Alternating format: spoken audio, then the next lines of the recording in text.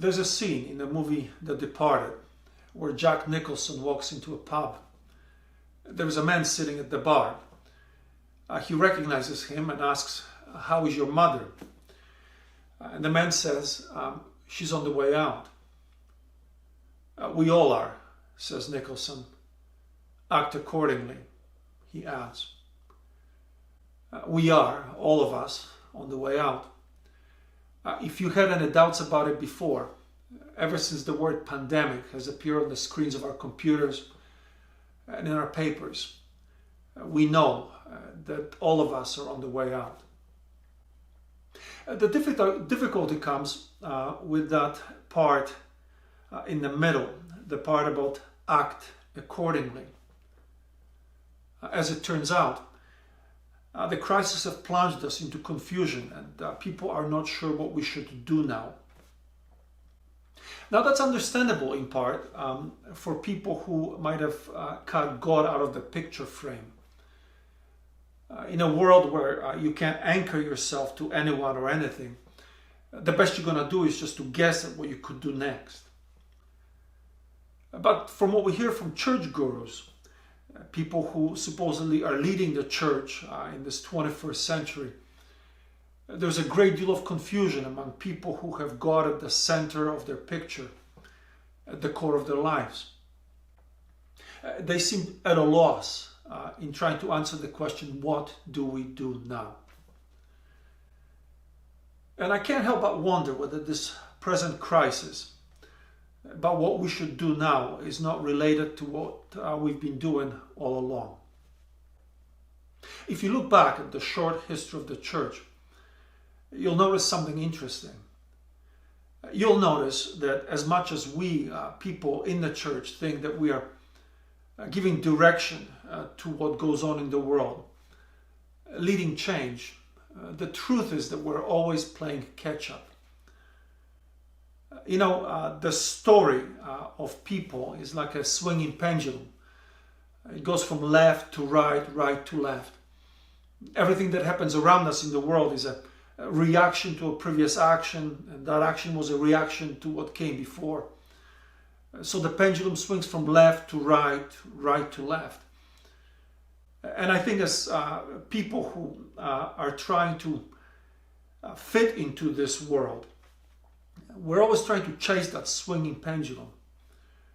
So that short story of the church is really predicated on us trying to see which way the pendulum swings, and then try to readjust what we do to the direction that the world is taking. It wasn't all that long ago that when after the Second World War, when the church as we knew it, the whole experience of pursuit of God has become calcified. Folks went to church, they sat in the pews, they listened to the sermons that consisted of 3 points and a poem. They sang the same hymns, and it almost seemed like the going to church was like going to work, was just a part of a routine. Like a good opportunity to get there so that you get really hungry before the Sunday brunch. It was all stifling, it was all boring, it was irrelevant. In the midst of that practice of going to church Sunday after Sunday, we suddenly noticed that the world has moved on. The world's pendulum has swung. The world stepped into a new era of corporations, of professionalism. The world of entertainment exploded. We found ourselves obsolete. And so in trying to catch up with the world, what we did was got our cues from the direction that the people around us were taking. So we decided to do church, much like the world around us. We built huge buildings, sort of like the malls that were being built all around us. There in those buildings, we offer people boutiques of experience for all their preferences. We created programs. We laid out purposes and objectives.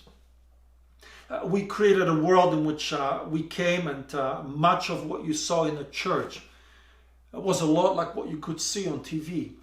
It was entertaining, it was captivating, it was interesting.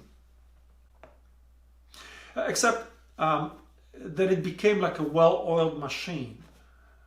And over time, we realized that it feels like a machine. That's how it felt for us, but it turns out that that's how it felt in the world at large. People got tired of this mechanistic world, and they longed for something more romantic. We have witnessed the change from modernism to postmodernity. And being tired of the big T truth, people recognized that individuals mattered.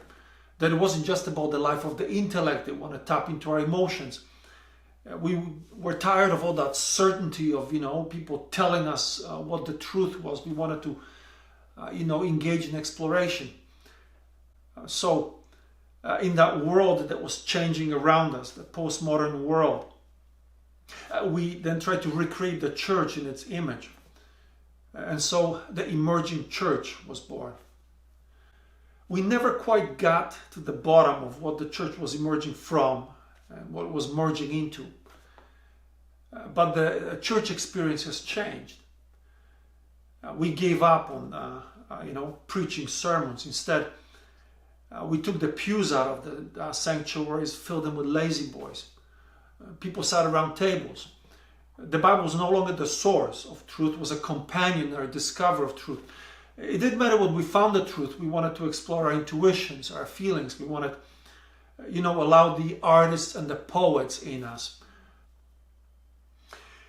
We have had that experience for a while, and then we noticed again that the world has shifted. That pursuit of intuition, which in the world was just a quest for our deeper spirituality, suddenly realized that spirituality needs a world to live in. And we looked around, and people noticed that we are destroying the environment we live. So even the pursuit of that deeper life needed a better context. So everything shifted to the saving of the world. And the church followed. We follow with the eco-theology. And we went into the world, and while there was a great deal of, great many calls that were urging us to do whatever we could to save the planet, we stepped into that fray with the proposal for a social justice movement. If you're going to save the world, you got to change the world, the way it operates. If we're going to be able to explore our deeper life here on this side of eternity, then we need a good context for it. So we started to focus on changing the institutions, changing programs, trying to level the field so that more people could participate in it. But all that was a reaction to a reaction to a reaction. This brought us to this present crisis of pandemic. Each time the pendulum of change around us would move, the response would be always the same. We'd look into the biblical text for the chapters and verses, those pages that seem to echo whatever was going on in the culture, to make ourselves relevant to a world that was running away on us. In that, we became culturally relevant. Before long, you couldn't distinguish the life that goes on around us from the life of the church. But in becoming culturally relevant, we became biblically irrelevant. So now, standing in the midst of this pandemic, disoriented, wondering what we should do. Perhaps instead of doing what we had done before, instead of trying to catch up with the change that is taking place around us, take part of the Bible and make it into a whole. We should take seriously the biblical theology, all the truth that God has given us for living that is between the covers of this book that we call the Bible. Biblical theology, in contrast to us trying to play cultural relevance, means that we determine the life of the church, the life of God's people, not on the trends of changing times, but on God's timeless truth. This is an opportunity for us to rebuild our lives on the foundation of biblical theology, the whole Bible. So if you're disoriented and you're wondering why it is that we're here, the answer is in the Bible. You don't need some church guru to tell you the answer, because it's there between the covers of the book. And then if you're wondering what you need in order to live out God's purpose in your life, that's also in the Bible.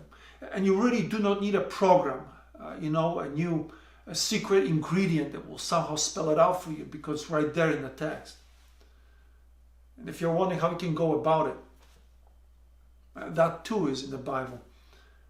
You don't need me or anyone else to explain it to you. It's all in the Bible. So, in the midst of this swinging pendulum of uncertainty, when everyone around us is trying to scramble for the answer to the question, what do we do now? You know, I know. It's in the text of that book that we call the Bible.